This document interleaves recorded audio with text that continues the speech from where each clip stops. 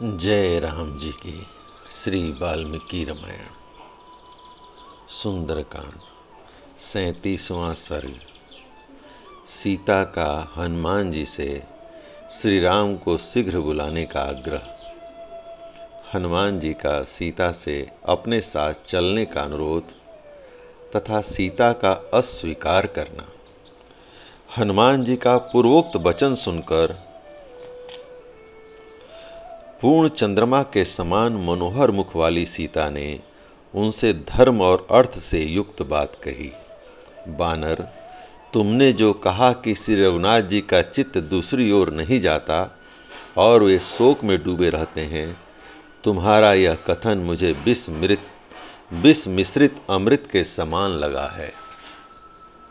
कोई बड़े भारी ऐश्वर्य में स्थित हो अथवा अत्यंत भयंकर विपत्ति में पड़ा हो, काल मनुष्य को इस तरह खींच लेता है मानो उसे रस्सी में बांध रखा हो।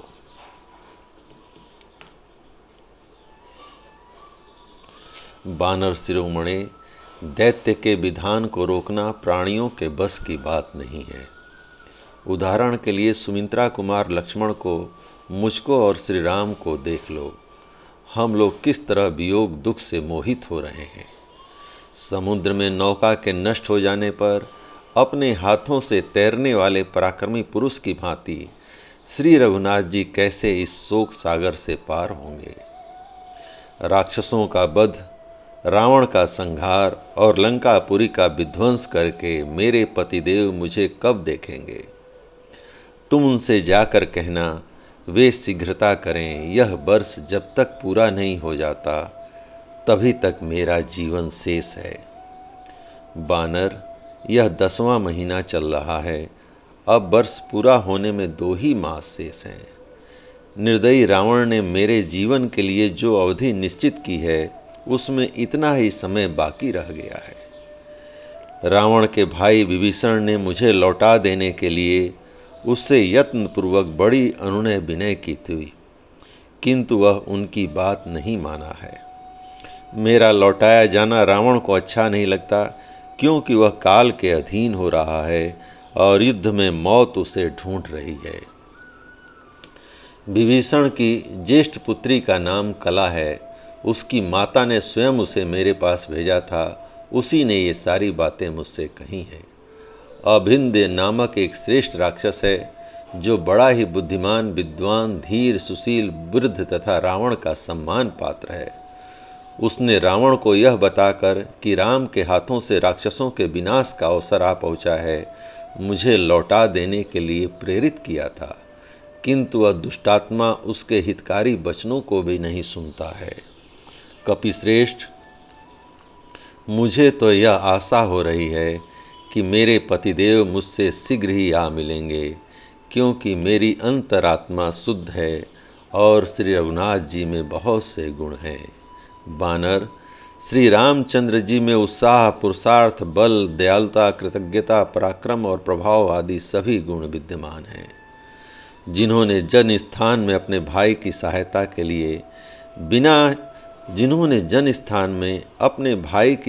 लिए बिना ही 14,000 राक्षसों का संहार कर डाला, उनसे कौन शत्रु भयभीत न होगा। श्री रामचंद्र जी पुरुषों में श्रेष्ठ हैं।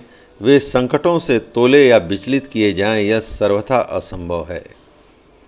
जैसे पुलोम कन्या सची इंद्र के प्रभाव को जानती है, उसी तरह मैं श्री रघुनाथ जी की शक्ति सामर्थ्य को अच्छी तरह जानती हूँ। कपिवर सूरवीर भगवान श्री राम सूर्य के समान हैं। उनके बाण समूह ही उनकी किरणें हैं। वे उनके द्वारा शत्रुभूत राक्षस रूपी जल को शीघ्र ही सोख लेंगे।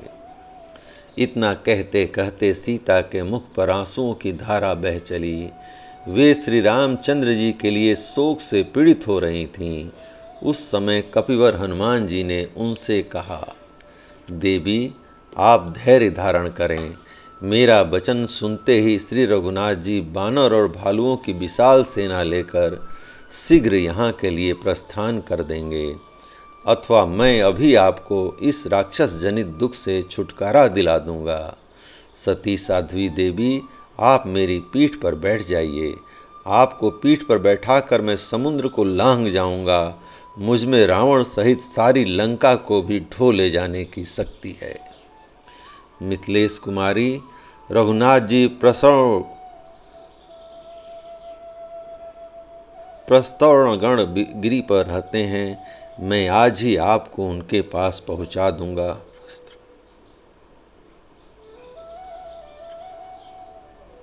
ठीक उसी तरह जैसे अग्निदेव हवन किए गए हविष्य को इंद्र की सेवा में ले जाते हैं, विदेह नंदिनी दैत्यों के वध के लिए उत्साह रखने वाले भगवान विष्णु की भांति राक्षसों के संहार के लिए सचेष्ट हुए श्री राम और लक्ष्मण का आप आज ही दर्शन करेंगी। आपके दर्शन का उत्साह मन में लिए महाबली श्री राम पर्वत शिखर पर अपने आश्रम में उसी प्रकार बैठे हैं जैसे देवराज इंद्र गजराज ऐरावत की पीठ पर विराजमान होते हैं। देवी, आप मेरी पीठ पर बैठिए। शोभने, मेरे कथन की उपेक्षा न कीजिए। चंद्रमा से मिलने वाली रोहिणी की भांति आप श्री रामचंद्र जी के साथ मिलने का निश्चय कीजिए। मुझे भगवान श्री राम से मिलना है। इतना कहते ही आप चंद्रमा से रोहिणी की भांति श्री रघुनाथ जी से मिल जाएंगी। आप मेरी पीठ पर आरूढ़ होइए और आकाश मार्ग से ही महासागर को पार कीजिए। कल्याणी, मैं आपको लेकर जब यहाँ से चलूँगा उस समय समूचे लंका निवासी मिलकर भी मेरा पीछा नहीं कर सकते। विदेह नंदिनी, जिस प्रकार मैं यहाँ आया हूँ उसी तरह आपको लेकर आकाश मार्ग से चला जाऊँगा, इसमें संदेह नहीं। आप मेरा पराक्रम देखिए। बानर श्रेष्ठ हनुमान के मुख से यह अद्भुत वचन सुनकर मिथिलेश कुमारी सीता के सारे शरीर में हर्ष और विस्मय के कारण रोमांच हो आया। उन्होंने हनुमान जी से कहा, बानर युद्धपति हनुमान, तुम इतने दूर के मार्ग पर मुझे कैसे ले चलना चाहते हो? तुम्हारे इस दुस्साहस को मैं बानरोचित चपलता ही समझती हूँ। बानर शिरोमणे, तुम्हारा शरीर तो बहुत छोटा है, फिर तुम मुझे मेरे स्वामी महाराज श्री राम के पास ले जाने की इच्छा कैसे करते हो? सीता जी की यह बात सुनकर शोभाशाली पवन कुमार हनुमान ने इसे अपने लिए नया तिरस्कार ही माना। वे सोचने लगे, कजरारे नेत्रों वाली विदेह नंदिनी सीता मेरे बल और प्रभाव को नहीं जानती, इसलिए आज मेरे उस रूप को जिसे मैं इच्छानुसार धारण कर लेता हूँ, ये देख लें। ऐसा विचार करके शत्रु दमन बानर शिरोमणि हनुमान ने उस समय सीता को अपना स्वरूप दिखाया। वे बुद्धिमान कपिवर उस वृक्ष के नीचे कूद पड़े और सीता जी को विश्वास दिलाने के लिए बढ़ने लगे। बात की बात में उनका शरीर मेरु पर्वत के समान ऊंचा हो गया। वे प्रज्वलित अग्नि के समान तेजस्वी प्रतीत होने लगे। इस तरह विशाल रूप धारण करके वे बानर श्रेष्ठ हनुमान सीता जी के सामने खड़े हो गए। तत्पश्चात पर्वत के समान विशालकाय, तांबे के समान लाल मुख तथा वज्र के समान दाढ़ और नख वाले भयानक महाबली बानर वीर हनुमान विदेह नंदिनी से इस प्रकार बोले, देवी, मुझ में पर्वत, वन, अट्टालिका, चार दीवारी और नगर द्वार सहित इस लंकापुरी को रावण के साथ ही उठा ले जाने की शक्ति है। अतः आप मेरे साथ चलने का निश्चय कर लीजिए। आपकी आशंका व्यर्थ है। देवी विदेह नंदिनी, आप मेरे साथ चलकर लक्ष्मण सहित श्री रघुनाथ जी का शोक दूर कीजिए। वायु के औरस पुत्र हनुमान जी को पर्वत के समान विशाल शरीर धारण किए देख प्रफुल्ल कमल दल के समान बड़े बड़े नेत्रों वाली जनक किशोरी ने उनसे कहा, महाकपे, मैं तुम्हारी शक्ति और पराक्रम को जानती हूँ। वायु के समान तुम्हारी गति और अग्नि के समान तुम्हारा अद्भुत तेज है। बानर युद्धपते, दूसरा कोई साधारण बानर अपार महासागर के पार की इस भूमि को कैसे आ सकता है?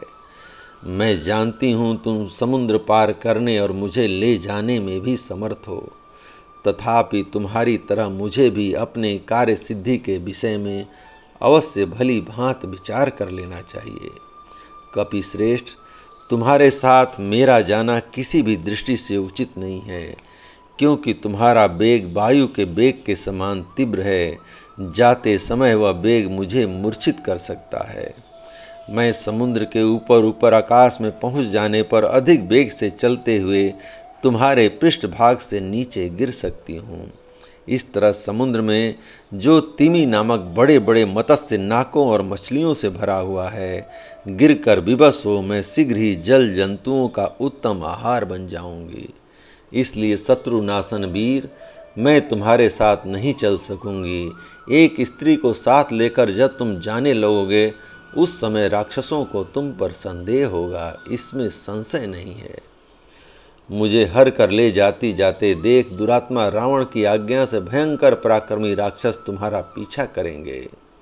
वीर, उस समय मुझ जैसे रक्षणी अबला के साथ होने के कारण तुम हाथों में सूल और मुद्गर धारण करने वाले उन शौर्यशाली राक्षसों से घिरकर प्राण संशय की अवस्था में पहुंच जाओगे। आकाश में अस्त्र शस्त्रधारी बहुत से राक्षस तुम पर आक्रमण करेंगे और तुम्हारे हाथ में कोई भी अस्त्र न होगा। उस दशा में तुम उन सब के साथ युद्ध और मेरी रक्षा दोनों कार्य कैसे कर सकोगे? कपिश्रेष्ठ, उन क्रूर कर्मा राक्षसों के साथ जब तुम युद्ध करने लगोगे, उस समय मैं भय से पीड़ित होकर तुम्हारी पीठ से अवश्य ही गिर जाऊंगी। कपिश्रेष्ठ, यदि कहीं वे महान बलवान भयानक राक्षस किसी तरह तुम्हें युद्ध में जीत लें अथवा युद्ध करते समय मेरी रक्षा की ओर तुम्हारा ध्यान न रहने से यदि मैं गिर गई, तो वे पापी राक्षस मुझ गिरी हुई अबला को फिर पकड़ ले जाएंगे। अथवा यह भी संभव है कि वे निशाचर मुझे तुम्हारे हाथ से छीन ले जाएं या मेरा वध ही कर डालें, क्योंकि युद्ध में विजय और पराजय को अनिश्चित ही देखा जाता है। अथवा बानर शिरोमणे, यदि राक्षसों की अधिक डांट पड़ने पर मेरे प्राण निकल गए, तो फिर तुम्हारा यह सारा प्रयत्न निष्फल हो जाएगा। यद्यपि तुम भी संपूर्ण राक्षसों का संहार करने में समर्थ हो, तथापि तुम्हारे द्वारा राक्षसों का वध हो जाने पर श्री रघुनाथ जी के सुयश में बाधा आएगी। लोग यही कहेंगे कि श्री राम स्वयं कुछ भी न कर सके।